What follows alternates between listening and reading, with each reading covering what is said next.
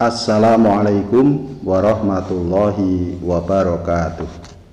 Saudaraku yang dirahmati Allah, pada bulan Ramadan ini ada satu kewajiban yang harus kita tunaikan, yaitu zakat fitrah. Pengertian zakat sudah sama-sama kita ketahui. Zakat itu secara bahasa bisa sinonim dengan an-nama yang artinya tumbuh, bisa juga berarti az-ziyadah yang artinya bertambah, dan bisa pula berarti as-sholah atau perbaikan.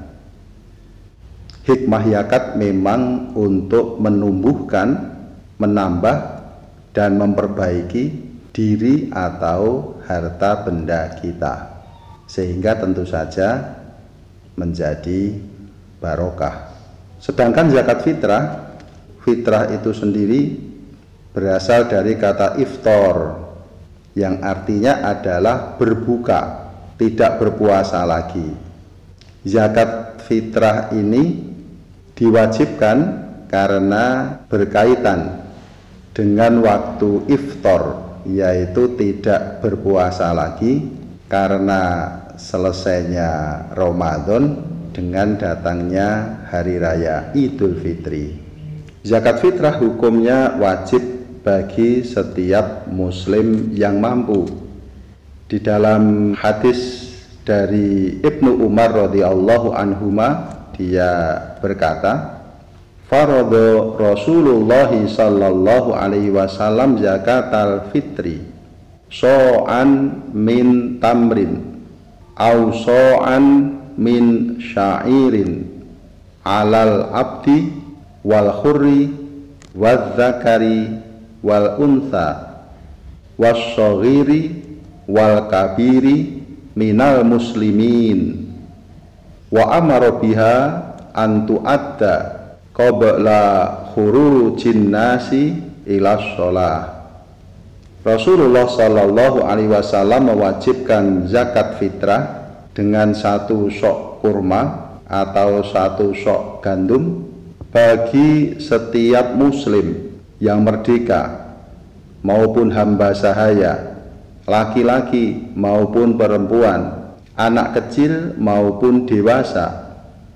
Zakat tersebut diperintahkan dikeluarkan sebelum orang-orang keluar untuk melaksanakan sholat id.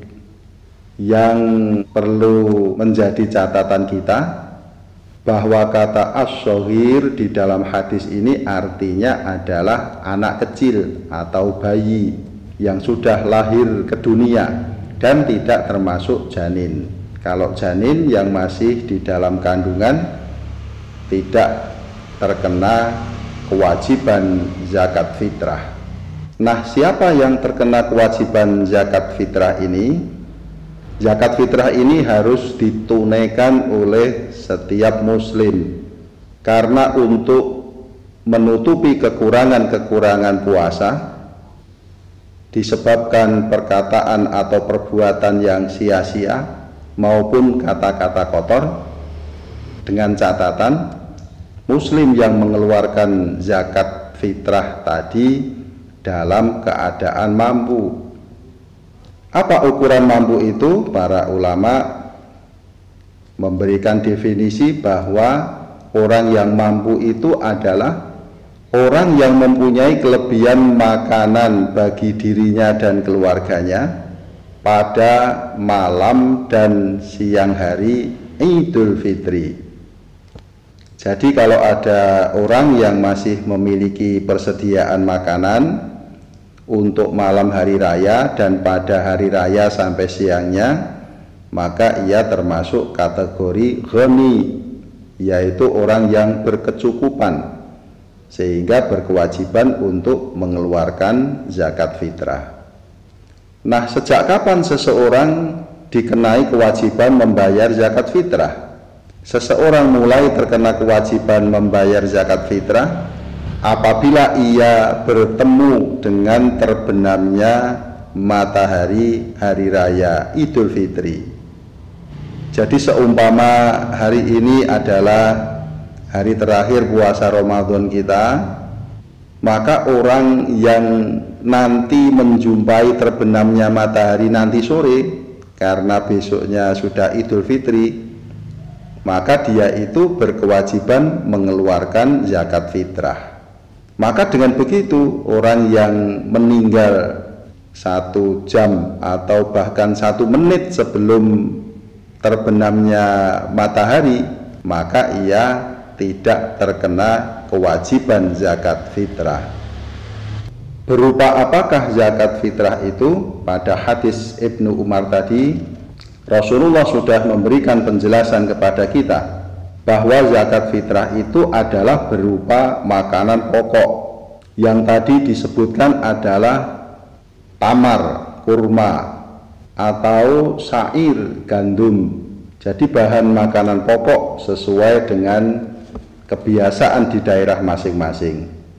Kalau kita di Indonesia makanan pokoknya beras, maka zakat fitrah yang kita keluarkan adalah juga berupa beras. Berapa besarnya? Besarnya adalah 1 sok, sebagaimana sabda Rasulullah tadi.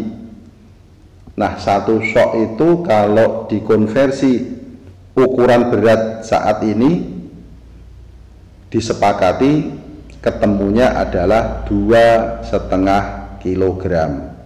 Bagaimana kalau kemudian kita ingin menambah ukuran itu atau menambah kualitas dari bahan makanan yang kita berikan? Tentu boleh, dan ini sangat baik, karena Allah juga berfirman, faman tatawwa'a khairan fahuwa khairul lah. Barang siapa yang ingin menambah kebaikan, maka yang demikian itu adalah baik baginya. Misalnya kita akan melebihkan ukuran dari zakat fitrah kita yang mestinya 2,5 kilogram, kemudian kita keluarkan 3 kilogram. Yang seperti ini boleh, bahkan baik. Atau kita akan menambah bagusnya kualitas dari beras yang kita berikan. Misalnya dari beras yang kualitasnya tidak begitu bagus, kemudian kita keluarkan dengan beras yang berkualitas paling baik. Nah, ini boleh dan bagus, insya Allah akan menambah kebaikan dan pahala bagi kita. Saudaraku yang dirahmati Allah, kemudian ada pertanyaan, bagaimana kalau zakat fitrah ini kita ganti dengan uang? Boleh atau tidak? Nah, kita perlu berhati-hati dalam hal ini, karena pesan Rasulullah Shallallahu Alaihi Wasallam kepada kita dianjurkan untuk mengeluarkan zakat fitrah dalam bentuk bahan makanan pokok, tidak berupa uang. Oleh karena itu, para ulama dari madhab Maliki, Syafi'iyah dan Hanabilah, mereka berpendapat bahwa tidak boleh zakat fitrah kita ganti dengan uang. Abu Daud juga pernah merekam pendapat Imam Ahmad mengenai zakat fitrah yang diganti dengan uang. Qila li Ahmad wa ana asma, kata Abu Daud, Imam Ahmad ditanya oleh seseorang dan aku menyimaknya. Apa pertanyaan orang itu? Uqti darahima, yakni fi shadaqatil fitri. Bolehkah aku menyerahkan beberapa dirham untuk zakat fitrahku? Qala, maka Imam Ahmad menjawab, akhafu alla yujzinahu khilafu sunnati Rasulillahi sallallahu alaihi wasallam. Aku khawatir yang seperti itu tidak sah. Mengeluarkan zakat fitrah dengan uang berarti menyelisihi pesan Rasulullah sallallahu alaihi wasallam. Maka saudaraku yang dirahmati Allah, zakat fitrah kita yang sampai kepada mustahik itu hendaklah berupa bahan makanan pokok.